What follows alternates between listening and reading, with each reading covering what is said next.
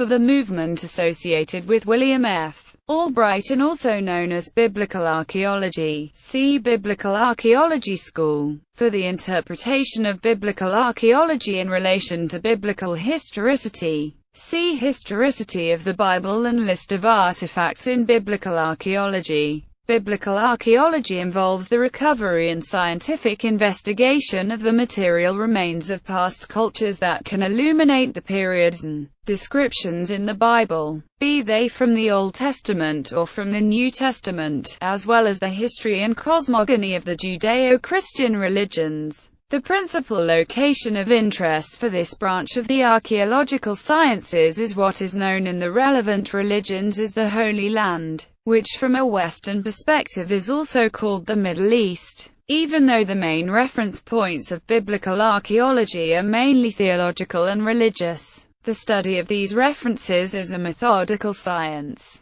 The scientific techniques used are the same as those used in general archaeology, such as excavation and radiocarbon dating among others. In contrast, the archaeology of the ancient Middle East simply deals with the ancient Near East, or Middle East, without giving any especial consideration to whether its discoveries have any relationship with the Bible. Biblical archaeology is polemical as there are a number of points of view regarding the nature of its purpose and aims, and what these should be. A number of points of view from important archaeologists are included in the section on expert commentaries. Archaeology. In order to understand the significance of biblical archaeology, it is first necessary to understand two basic concepts: archaeology as a scientific framework and the Bible as an object for research. Archaeology is a science, not in the Aristotelian sense of cognitia certior causes but in the modern sense of systematic knowledge. Vicente Villa expands on this point by stating that archaeology is both art and science. As an art, it searches for the material remains of ancient civilizations and tries to reconstruct, as far as possible, the environment and the organizations of one or many historical epochs. As a relatively recent modern science, and as Benish has said, it is a science that is barely 200 years old, but that has, however, completely changed our ideas about the past. It might be thought that archaeology would have to disregard the information contained within religions and many philosophical systems. However, apart from the great deal of factual material that they provide, such as places of worship, holy objects and other scientifically observable things, myths are commonly used by archaeologists and historians as clues to events or places that have become hidden in the background. A process that Rudolf Bultmann calls demythification, the most notable example being Homer's poems and the mythical city of Troy. This contemporary perception of the myth, mainly developed by Bultmann, has encouraged scientists such as archaeologists to examine the areas indicated by the biblical tales.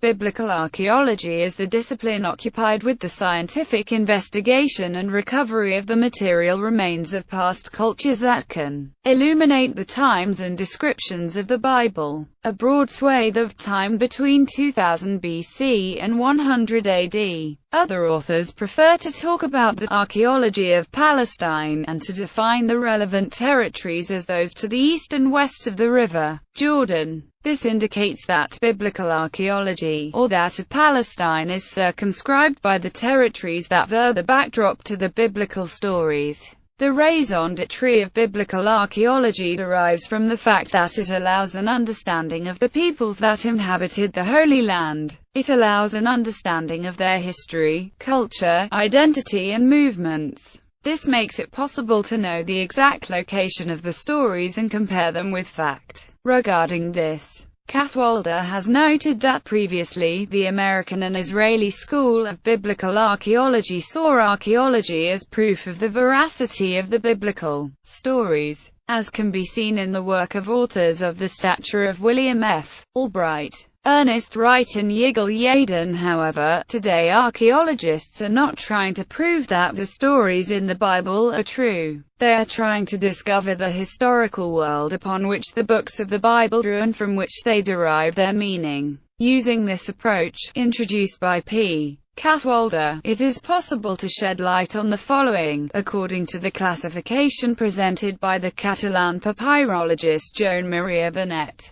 biblical archaeology can shed light on the knowledge that we have regarding certain historical data described in the biblical stories, such as governments, people, battles and cities. It allows us to provide some specific details reflected in the books of the Bible, for example the Siloam Tunnel, the Pool of Bethesda, Calvary and others that effectively relate to those described in the biblical stories. Biblical archaeology lends fundamental support to exegetical studies. Location. The geographical area that circumscribes the area of interest for biblical archaeology is obviously the biblical lands, also known as the Holy Land. There are many points of view regarding the exact extent of this area. However, biblical archaeology specifically concentrates on the land of Israel, Palestine and Jordan, the area called the Southern Levant. Many researchers are also interested in other areas that are mentioned in the biblical tales and which have a great importance for their connecting thread: Egypt, Syria and Mesopotamia, which are of interest to scientists interested in the Tanakh.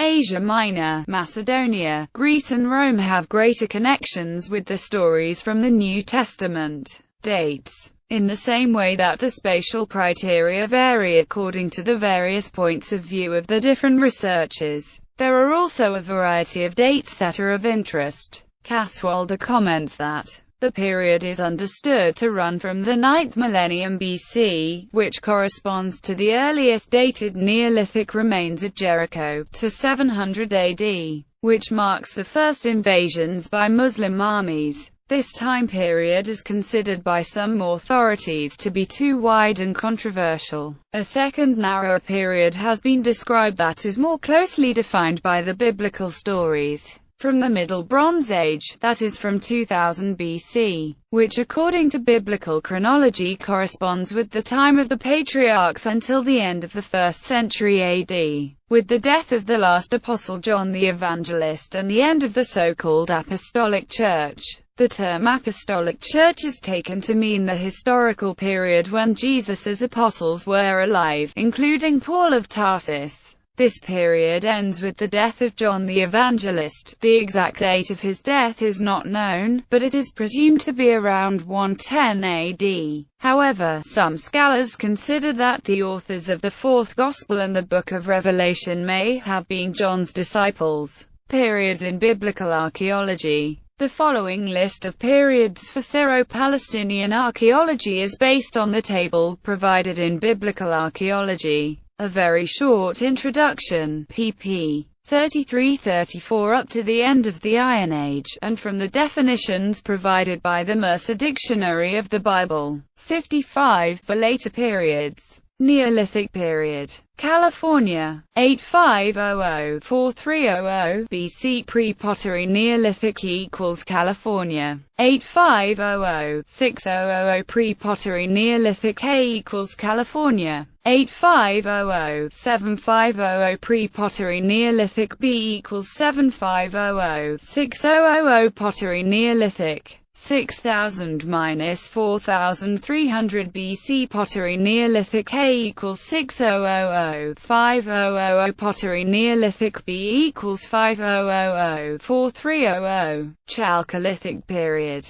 4300-3300 BC. Bronze Age. 3300-1200 BC. Early Bronze Age equals 3300-2300 BC. Early Bronze I equals 3300-3050 Early Bronze I. Early Bronze III equals 3050 minus 2300 and 2000. Middle Bronze Age equals 2300 and 2000s-1550 BC. Early Bronze IV, Middle Bronze I 2300-2000, Middle Bronze II equals 2000 to 1800, 1750. Middle Bronze II BC 3 equals 1800, 1750 to 1550. Late Bronze Age equals 1550 to 1200 BC. Late Bronze I equals 1550 to 1400. Late Bronze IIABE equals 1400 to 1200. Iron Age 1200 to 586 BC. Iron IA equals 1200 to 1150. Iron AB equals 1150 to 1000. Iron IIA equals 1000 to 925. Iron IIB equals 925 to 720. Iron IIC equals 720 to 586. Babylonian period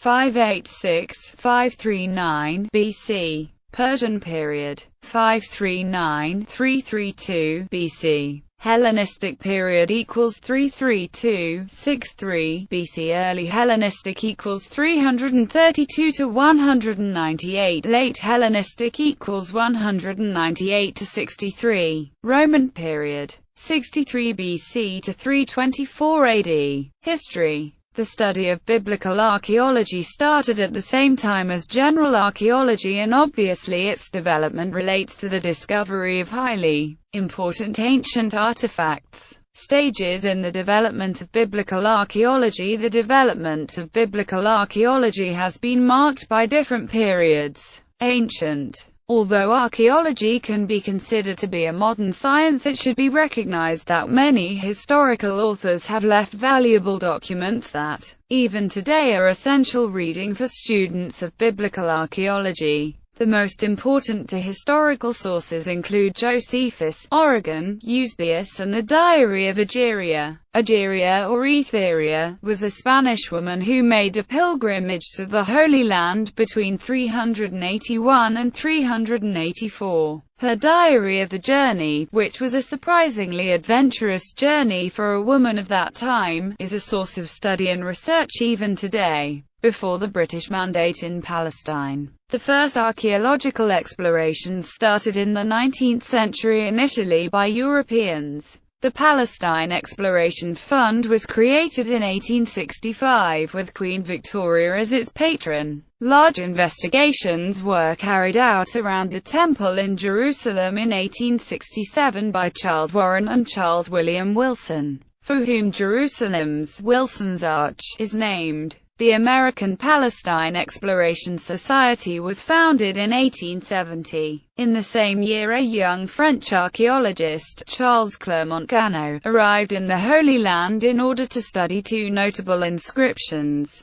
the Mesha Stela in Jordan and inscriptions in the Temple of Jerusalem. Another personality entered the scene in 1890, Sir William Matthew Flinders Petrie, who has become known as the father of Palestine archaeology. In Tel el-Hezar, Petrie laid down the basis for methodical exploration by giving a great importance to the analysis of ceramics, his archaeological markers. In effect, the recovered objects or fragments serve to fix the chronology with a degree of precision. As pottery was made in different ways and with specific characteristics during each epoch throughout history. In 1889, the Dominican order opened the French Biblical and Archaeological School of Jerusalem, which would become world-renowned in its field. Such authorities as M.J. Lagrange and L.H. Vincent stand out among the early archaeologists of the school. In 1898, the Deutsche Orientgesellschaft was founded in Berlin. A number of its excavations were subsequently funded by Emperor William II of Germany.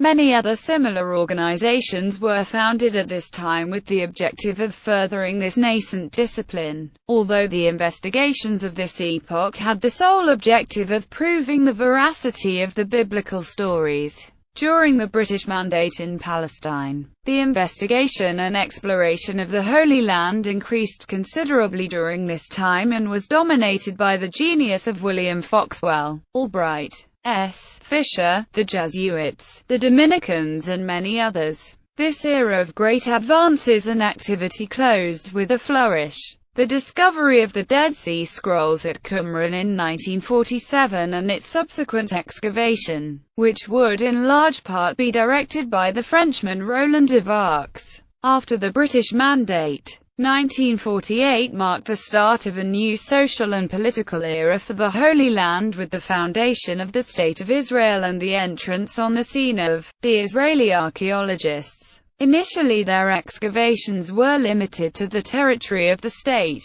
but after the Six-Day War they extended into the occupied territories of the West Bank. An important figure in the archaeology of this period was Kathleen Kenyon, who directed the excavations of Jericho and the Ophel of Jerusalem. Crystal Bennett led the excavations at Petra and Ammon's citadel, Jabal al-Qala. The archaeological museums of the Franciscans and the Dominicans in Jerusalem are particularly notable. Schools of thought in biblical archaeology. Biblical archaeology is the subject of permanent debate. One of the sources of greatest dispute is the period when kings ruled Israel and more generally the historicity of the Bible. It is possible to define two loose schools of thought regarding these areas: biblical minimalism and maximalism, depending on whether the Bible is considered to be a non-historical, religious document or not. The two schools are not separate units but form a spectrum, making it difficult to define different camps and limits. However, it is possible to define points of difference, although these differences seem to be decreasing over time.